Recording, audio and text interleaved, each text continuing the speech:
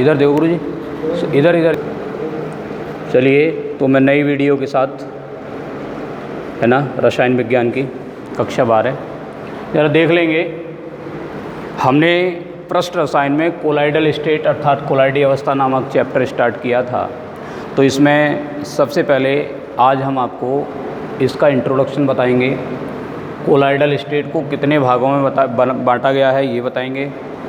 कोलाइडी अवस्था को, है ना, कितने भागों में बांटने के साथ साथ, है ना, कहते किसके हैं, इसके कणों का आकार कितना होता है, कोलाइडल स्टेट हमारी एवरीडे लाइफ में इसके क्या लाभ हैं, है ना, लगभग 3 नंबर के करीब हमारे बोर्ड एग्जामिनेशन में आते हैं। तो सबसे पहले एक वैज्ञानिक हुए जिनका नाम था थॉमस ग्राहम। सन 1861 में थॉमस ग्राहम नामक वैज्ञानिक ने विभिन्न पदार्थों की विलयनों का चरम पात्र, चरम कहते हैं चमड़ा, एक पात्र था, चमड़े का पात्र होता था, तो चरम पात्र अर्थात पार्चमेंट पेपर जो थी उससे चरम पात्र से विसरण का अध्ययन किया।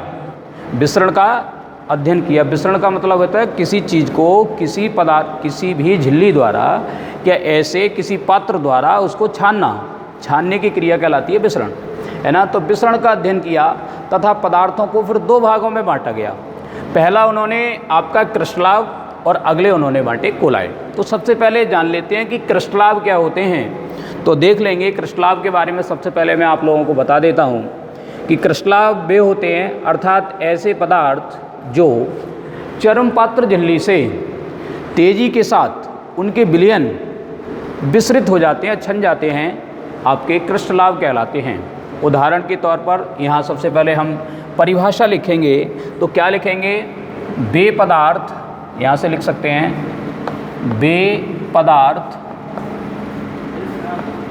जिनके विलयन, वे पदार्थ जिनके विलयन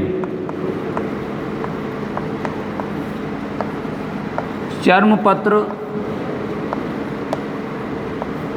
झिल्ली से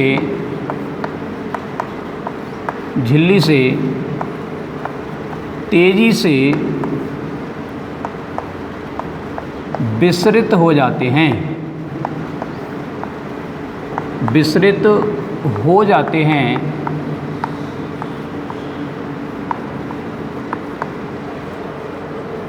क्रिस्टलाव कहलाते हैं।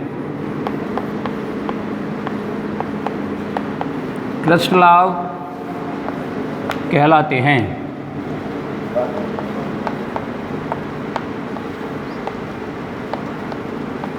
अर्थात हम ये बताना चाहेंगे कि क्रिस्टलाव, है ना, ये क्रिस्टल जिसके बन जाएं, अर्थात किसी विलायक में विलेय पदार्थ पूर्ण रूप से घुल जाए, कुछ भी शेष नहीं बचे, है ना। तो इस तरह के पदार्थ आपके क्रिस्टलाव कहलाते हैं। अर्थात इनकी डेफिनेशन ये होगी, वे पदार्थ जिनके विलयन, अर्थात विलयन जब भी बनेगा जब एक सॉल्यूट होगा और एक सॉल्वेंट होगा, जिनके विलयन चर्मपत्र झिल्ली से, है ना, चर्मपत्र झिल्ली से तेजी से विसरित हो जाते हैं, अर्थात छन जाते हैं, क्रिस्टलाव कहलाते हैं। उदाहरण देख लेंगे। इसका उदाहरण यहाँ लिख सकते हैं हम। उदाहरण इसका बेस्ट एग्जाम्पल NaCl का विलयन। नंबर 2 यहाँ पे लिख सकते हैं यूरिया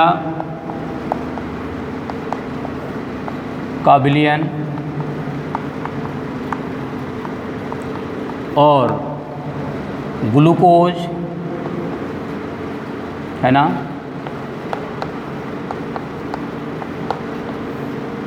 ग्लूकोज का विलयन। अब यहाँ देखेंगे बोर्ड की तरफ कि जैसे यहाँ पर NaCl अर्थात सोडियम क्लोराइड का फॉर्मूला लिखा गया है, उसी प्रकार आप लोग यूरिया का भी फॉर्मूला लिख सकते हैं। यहाँ पर इसकी जगह आप लिख सकते हैं NH2CONH2। इसी प्रकार ग्लूकोज का भी सूत्र लिख सकते हैं, क्योंकि केमिस्ट्री में सूत्र का बड़ा ही महत्व होता है। तो C6H12O6, अर्थात हम ये कह सकते हैं NaCl का विलयन, NH2CONH2 का विलयन, C6H12O6 अर्थात ग्लूकोज का विलयन आदि इसके एग्जाम्पल हो सकते हैं। ये पदार्थ इस प्रकार के होते हैं कि इनके विलयन बनाने पर चर्मपत्र झिल्ली से बड़े आसानी के साथ छन जाते हैं और क्रिस्टलाभ बनकर इनके तैयार हो जाते हैं। दूसरे होते हैं हमारे कोलाइड, दूसरा हेडिंग डाल लेंगे कोलाइड।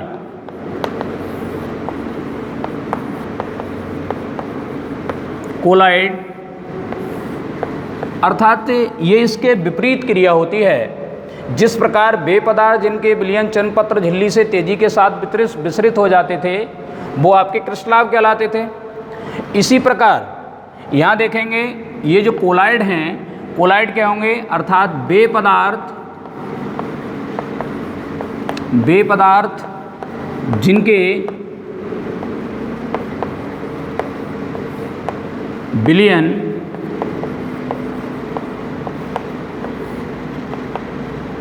चर्मपत्र झिल्ली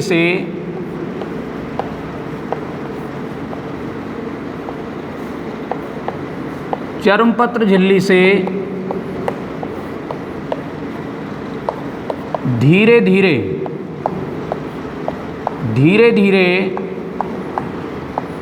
विसरित होते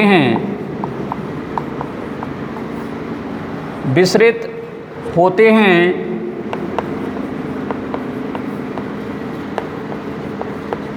कोलाइड कहलाते हैं।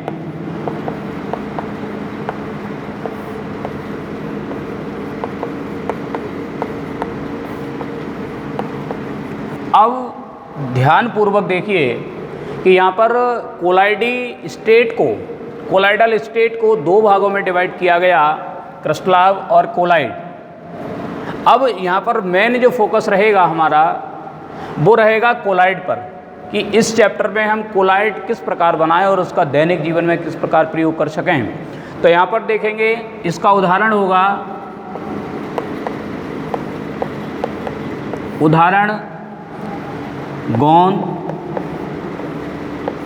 गोंद का विलयन,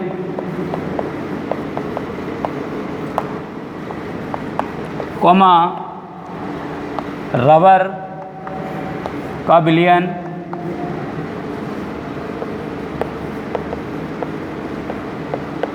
ठीक है। ऐसे पदार्थ जो चिपचिपे से टाइप के होते हैं, है ना, उनको इस प्रकार हम उनका विलयन बनाएं और वो पार्चमेंट पेपर से अर्थात चर्मपत्र झिल्ली से धीरे धीरे विसरित हों तो उनको हम कहते हैं कोलाइड, ठीक है ना। तो दो यहाँ पर भाग बताए थे हमने, पहले क्रिस्टलाभ और दूसरे कोलाइड, ठीक है ना। अब आगे चलते हैं कि कोलाइडी अवस्था आखिर होती क्या है। अब स्टार्ट होती है, हेडिंग डालेंगे कोलाइडी अवस्था। मेन इसका हेडिंग है